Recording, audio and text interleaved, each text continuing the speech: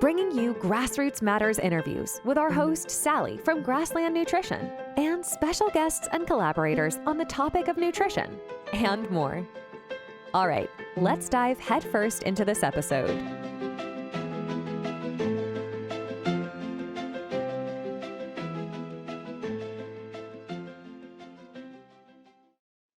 You're here with Sally from the Grassland Nutrition team. We're really excited to share with you a conversation with Bryan of the Nth Degree.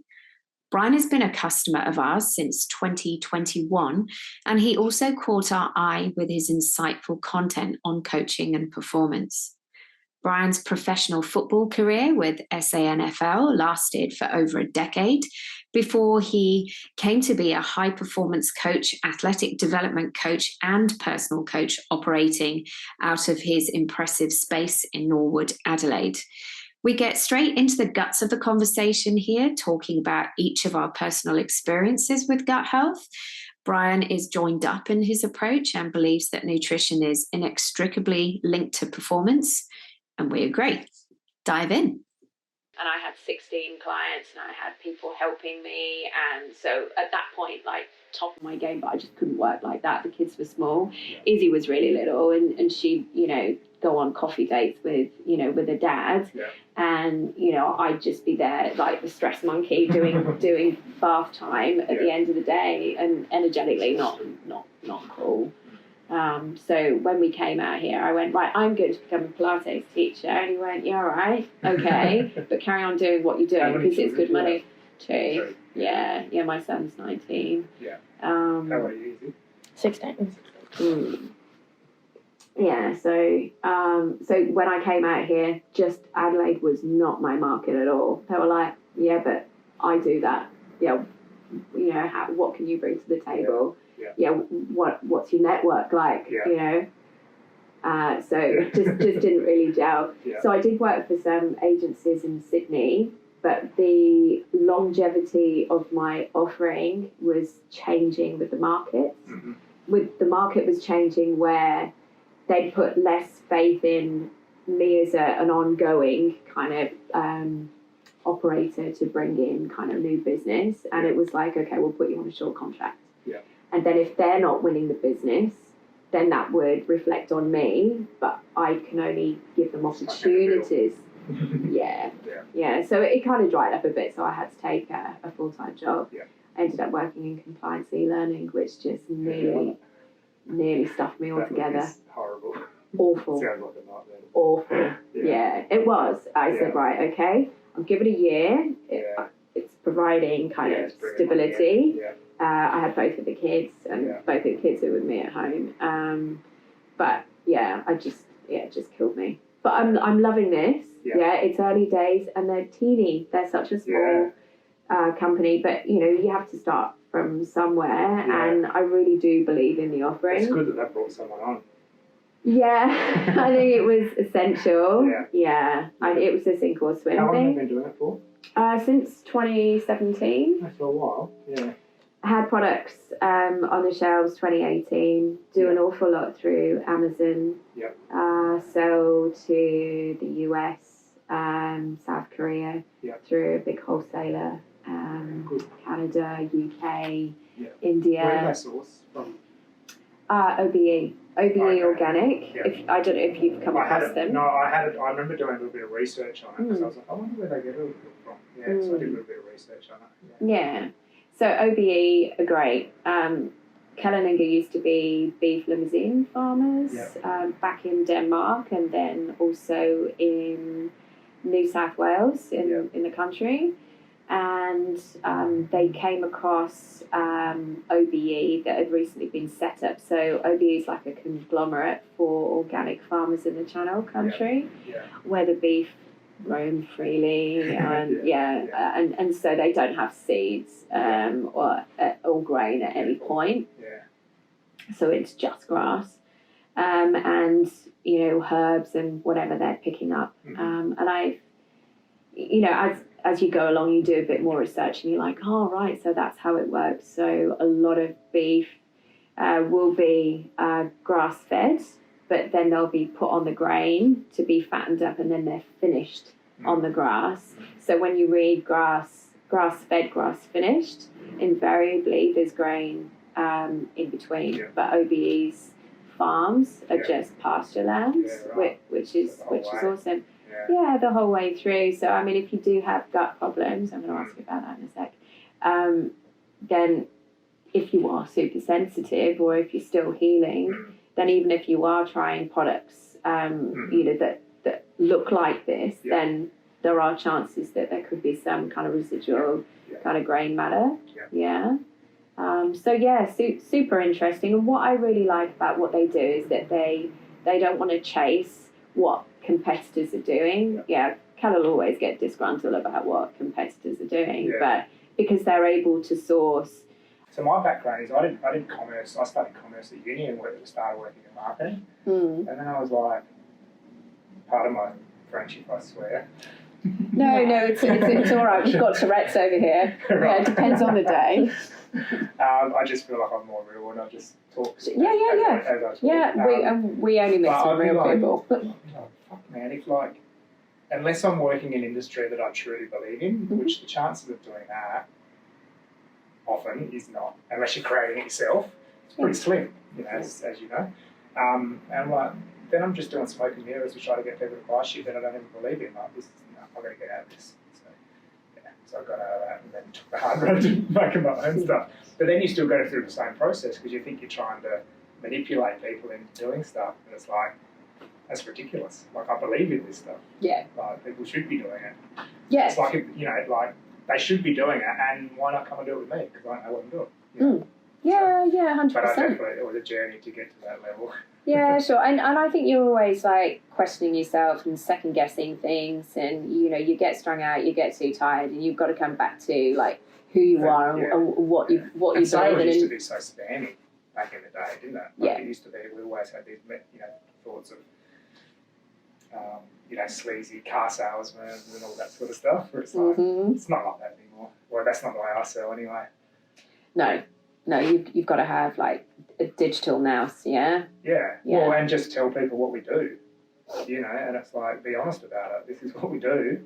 If you think it's good and you want to do it, come and do it. And just get in front of as many people as you can. Yeah.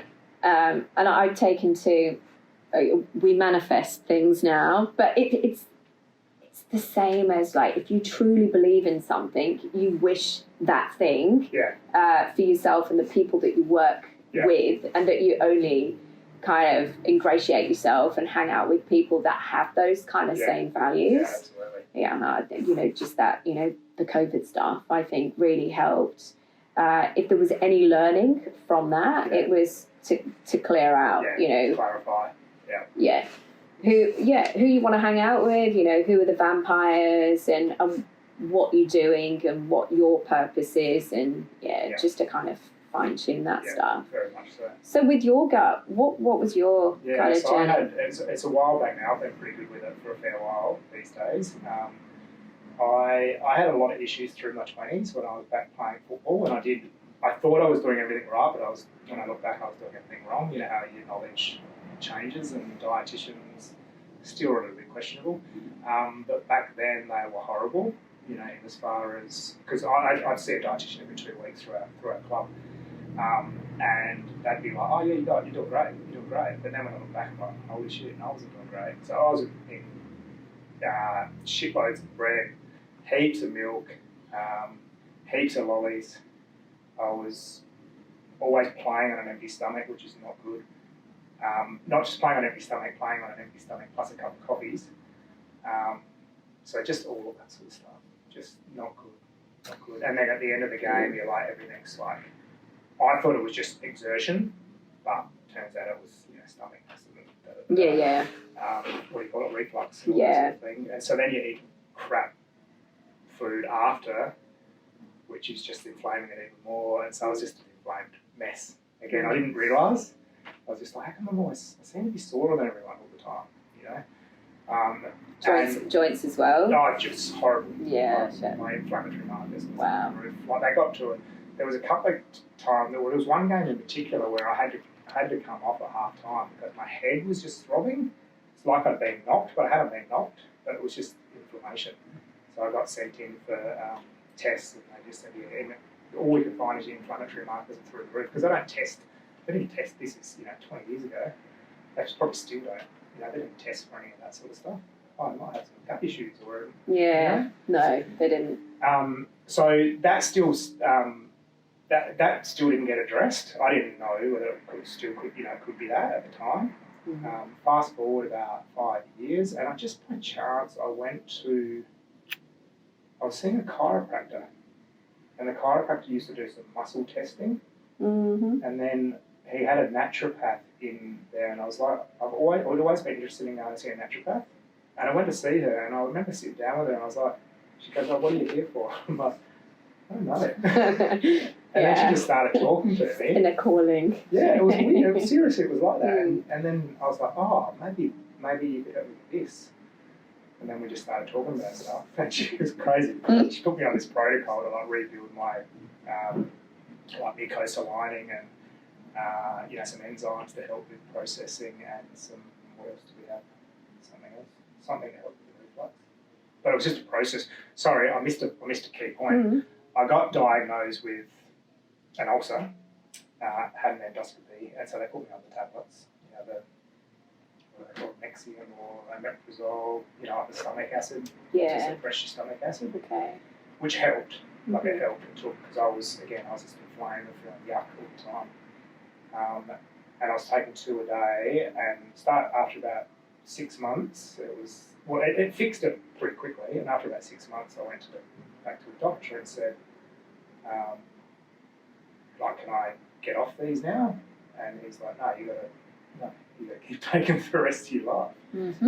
I said, really? And he's like, don't worry about it. We're all on them. There was 5 doctors in the clinic. They're all on them because they're all stressed. Crazy. This is true story. And then, so I worked with him and said, oh, can we at least get them down to 1 a day or something? He said, yeah, we'll have a shot at that. And then we slowly got it down to 1 every 2 days. And then I just stuck at that. And then I was living in Victoria at the time. I moved back to Adelaide. And I was like, okay, I'm going to go to the doctor again and see if I can get off this. And I went to this doctor, and without a word of a lie, he said, you've got 2 options. We can do stomach surgery, which is highly invasive and can cause complications, or you can stop taking them. He looked me in the eye and said this, or you can stop taking them and you'll probably get stomach cancer. That's what he said to me. That's the last time I've been to a doctor. Yeah. Fantastic. This would be 12 years ago. And that was, and again, I didn't go, oh, I'm going to see a naturopath. But that's when I went there and I was like, oh, we've got this situation. And so we went on this project. She said, I can't promise her, or whatever, but let's have a crack. Are you willing to have a shot? And so we had a shot, and then I stopped taking the tablets within about 3 weeks because we did this process, and I don't just stop them straight away. Take them if you feel like you need one, the stomach acid stuff. Within about 3 weeks, I stopped. And I've been taking them for 5 years and feeling better with it. Yeah. But then also knowing that, hang on, don't we need stomach acid? Isn't that supposed to help break down your food and give nutrition through your body? I'm like, oh, what happens if there's not enough stomach? So I started wisening up. Yeah. Being conscious of, what's going on. Doing your own reading. Yeah, and then going, I've had the same things through. That's why I'm into gait mechanics and all this sort of stuff, because I've had the physios and everything at high levels of sport and going, you guys don't know what the fuck you're talking about. Yeah. Not all of it. Yeah. Some of it is. And so I just started questioning everything. So autopilot, right? Started questioning everything and going, because you just assume they know, don't you? Of course. And they're giving you the best advice. But it's like, no. So I went through that process and then became vegetarian for 3 years, 3.5 years, because I found that chicken was making me feel a bit nauseous. I didn't go vegetarian to be vegetarian. Chicken was making me feel nauseous. I've never been a big red meat eater, and that made me feel nauseous when I had it too. So probably more just because of some gut issues. Yeah. So anyway, so I cut everything out. And I was also getting rosacea and all this sort of stuff at the time. So I cut all that out and gluten, the whole works. Dairy, gluten, and I would have drank 2 litres of milk a day up until that stage, pretty close. And I would have had at least 4 to 6 pieces of bread a day. So I cut all of that, gluten, meat, coffee, all the inflammatory ones. Did that for about 3.5 years, and then just slowly reintroduced it. And then I'm pretty good with everything these days now. Yeah. But I just make sure that I don't smash anything, as far as breads and stuff. Like I'll have bread, but I won't have it very often. Yeah.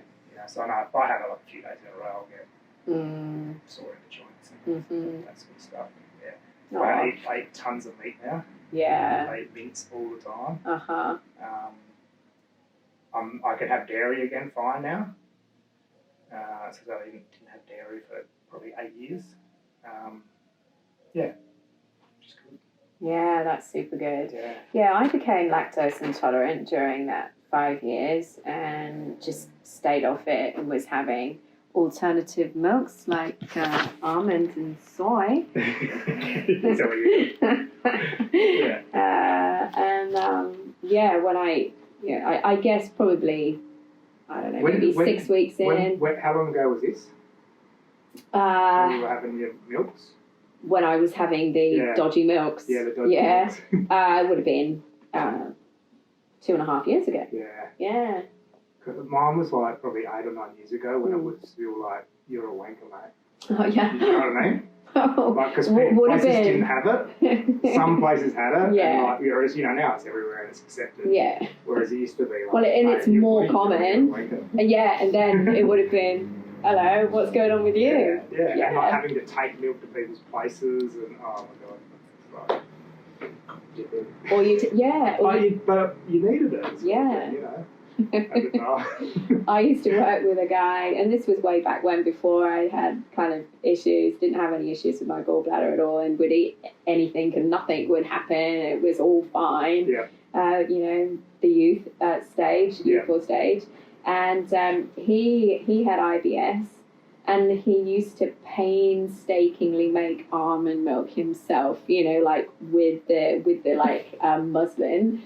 And he'd put it in the fridge at work. Yeah. But someone would chuck it out because they'd think it was sour milk. Oh no! Because it's a fair process doing that. Oh, yeah. No, and it happened more than once. And he was, like head in between his legs, like, no.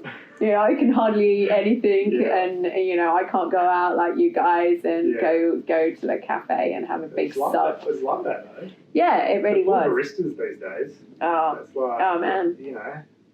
Choice. Yeah, we're crushed by choice. Yeah. But, and then there's like different types of almond milk and different types of soy milk. And, We'll only have Milk Lab, thanks. Yeah, I won't touch anything else. Yeah. Oh, you don't do my brand, right? I'm going somewhere else. Yeah. So for me, it's really good, like simplifying my diet. Yeah. And I think because I'm an emotional eater as well, being stressed. I think just now walking into a supermarket and going, right, I can have 10% of the stuff that's in here. I'll go to the cold fridges. Yeah. And I have heavy cream in my coffee. Yeah. I can drink milk. I tend just to go for the heavy cream. Fresh at the moment because, with my diet, it's like, it's all right. We'll work it out, Mum. I did actually a while ago refuse to cook dinners because, it was just too hard. Yeah. But they did their first Hello Fresh yesterday. It was good to see them in the kitchen. Yeah, it was good. Yeah, we had some pork koftas over like a salad. Yeah, it was really good. Yeah, we had Ollie, he was chopping almonds for like half an hour. Yeah, and they were all over the kitchen floor. Yeah. He's not a culinary expert, but I'm trying to get him out of just doing couscous and beans. Yeah. Lot together. Oh, yeah. Oh, yeah. Yeah. Really? That's a meal in our house, yeah. Yeah, it was a real small kid thing that I used to do. Yeah, okay. Gross, right? Yeah. Baked beans, full of sugar, disgusting. Yeah, and then you put couscous on top, bit of butter, and then you've got the prize at the bottom. Yeah. Now that makes me feel nauseous, right? Yeah. So hopefully we'll get him out of that. When I was, so he's 19. Yeah, I used to get the frozen pizzas, Mm-hmm. eat the whole thing, but then put like extra cheese all on top of it, and put it in the oven and eat the whole thing. He's doing that as well, isn't Oh, he? Or 3 packets of 2-minute noodles with like honey and soy sauce. Yeah. Gross. Yeah, he's doing that as well. So yeah, hopefully this will be a bit of a step up. Yeah.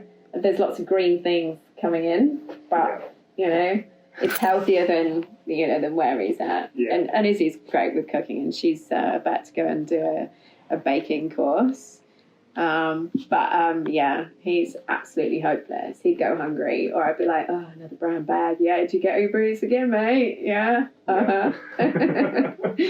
Yeah. I think all this stuff comes with maturity, doesn't With it? maturity. Yeah, I didn't life mature till I was experience. 40, so you might Yeah, have a while life to do it. experience. Yeah. Well, I think Izzy will say that. Yeah. Well, I'm not an adult either. Oh, Yeah. Yeah. When I have to be. Yeah. You don't want to be adult all the time. That's No. boring. Of course it is. Yeah. It's You gotta too bloody keep it stressful, real. isn't it? Yeah. Yeah. Yeah. But dealing with that. With Thank you. Oh, They're all yours. With this stuff, so my history is I Yeah. tend to be. Yeah. Oh, that's what I asked. Hey. Again, I'm going to sound like a wanker, but it's like, let's say ahead of the curve, in as far as into these sort of foods and whatever before a lot of other people before the mainstream at least tend to be. Which then, when because I've said having this place for a long time now, I used to try to sell a lot of these things that I was into. And people were like, what the f*** is this? And like, they've got no idea what it is, And so by the time you hang on to them for a while, no one wants them. And then maybe 5 years later they are into them. Maybe. Yeah. Maybe. So that's kind of been a bit of my background. And I think these things are still a bit like that, aren't they? So I guess from my perspective, it's like there's always that. I mean, it's the same as the stuff we do movement-wise as well. Mm-hmm. But it's like there's a real educational component, isn't it? Like why it's so beneficial to have these. Yeah. We have an idea. That's what I need from you guys. Yeah. Great. So I mean, I do some stuff myself, but it'd be awesome to get direction from you guys. Yeah. Great. Perfect. Yeah. Yeah, no, and I think, with your marketing background and, with how you're doing an awesome job here and, just what you're focusing on, which is totally ahead. It's very in line with all the everything. Same thing. I agree. And I'm really grateful that I hate saying that. I said that, didn't I?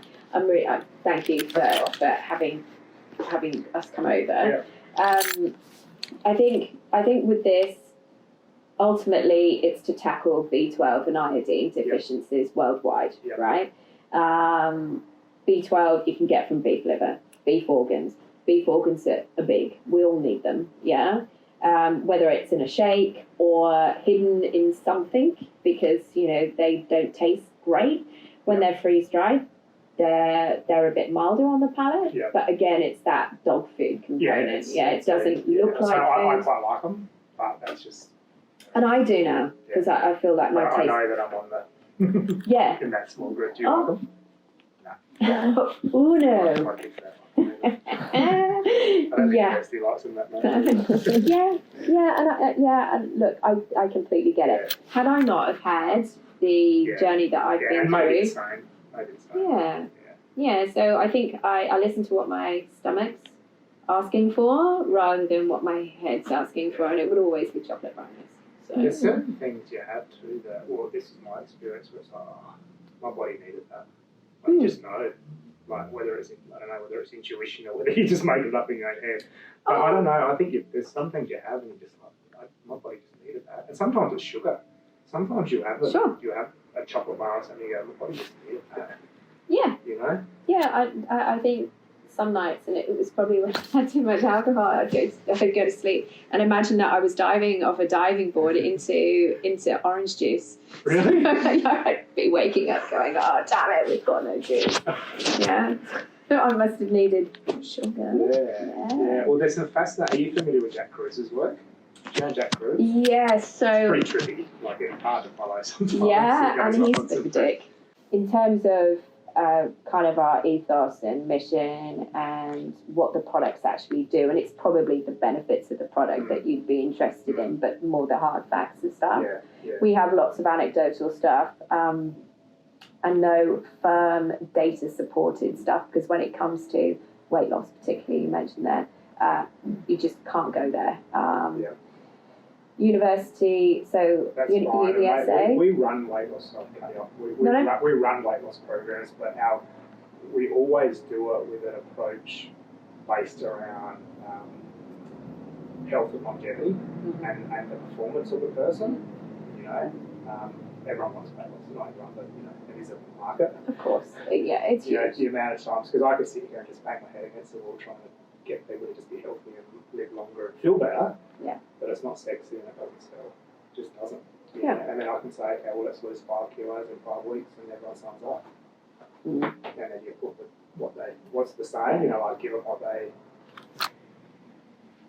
sell them what they want, give them what they need. Very good. You know, that's sort of side of things. So it's like slipping in the back door. Yeah.